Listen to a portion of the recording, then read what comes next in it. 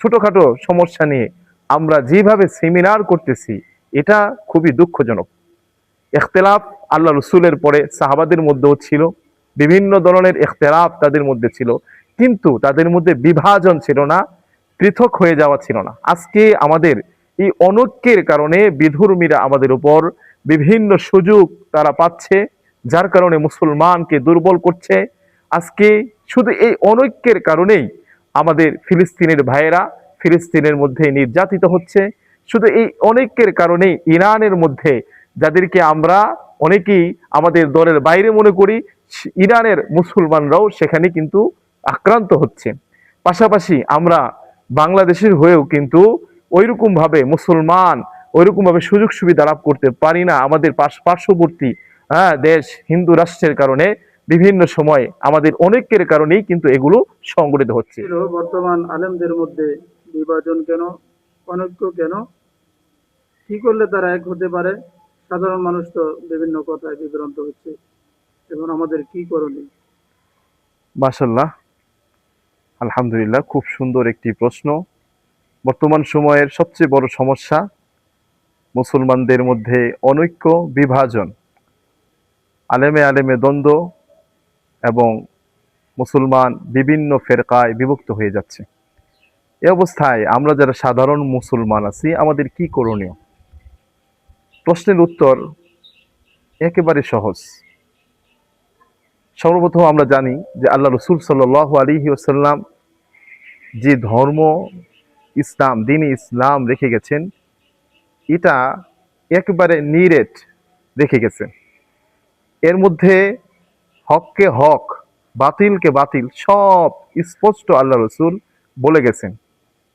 এরপরও মুসলমান বিভিন্ন দলে বিভক্ত হয়ে যাচ্ছে। শাখাগত, পরিগত, আকীদাগত বিভিন্ন সমস্যায় জর্জরিত হয়ে মুসলমান আজকে বিভিন্ন দলে বিভক্ত।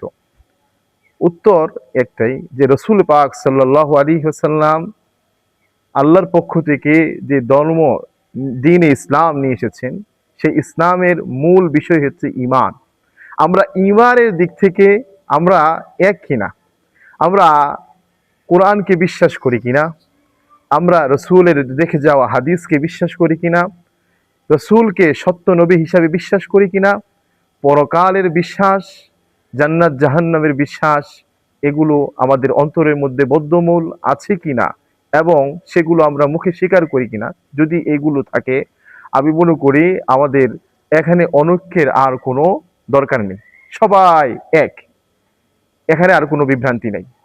বর্তমান সময়ের মধ্যে সামান্য আকীদাগত বিভিন্ন সমস্যা নিয়ে, ছোটখাটো সমস্যা নিয়ে আমরা যেভাবে সেমিনার করতেছি, এটা খুবই দুঃখজনক।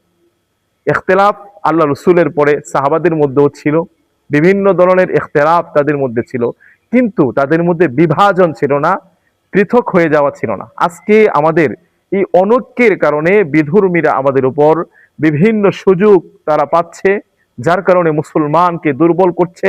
আজকে শুধু এই অনৈক্যের কারণেই আমাদের ফিলিস্তিনের ভাইয়েরা ফিলিস্তিনের মধ্যে নির্যাতিত হচ্ছে। শুধু এই অনৈক্যের কারণেই ইরানের মধ্যে, যাদেরকে আমরা অনেকেই আমাদের দলের বাইরে মনে করি, ইরানের মুসলমানরাও সেখানে কিন্তু আক্রান্ত হচ্ছে। পাশাপাশি আমরা বাংলাদেশের হয়েও কিন্তু ওইরকম ভাবে মুসলমান ওইরকম ভাবে সুযোগ সুবিধা লাভ করতে পারি না। আমাদের পার্শ্ববর্তী দেশ হিন্দু রাষ্ট্রের কারণে বিভিন্ন সময় আমাদের অনেকের কারণেই কিন্তু এগুলো সংগঠিত হচ্ছে। আল্লাহ রসুল কি বলে গেছেন? আল্লাহ রসুল বলেছেন যে আল মুসলিমুন কাজাসাদিন ওয়াহিদ, সমস্ত মুসলমান এক দেহের মতো। আল্লাহ তাআলা কি বলেছেন যে মুসলমানদের আচার আচরণ কেমন হবে? মুহাম্মাদুর রাসূলুল্লাহ ওয়াল্লাযীনা মাআহু আশিদ্দাউ আলাল কুফার রুহামাউ বাইনাহুম। আরে সমস্ত মুসলমান কাফিরদের বিরুদ্ধে সে কঠোর হবে, কিন্তু ঈমানের দৃষ্টিকোণ থেকে যত মুসলমান আছেন সবাই একজন আরেকজনের প্রতি দয়া পরবশ হবেন।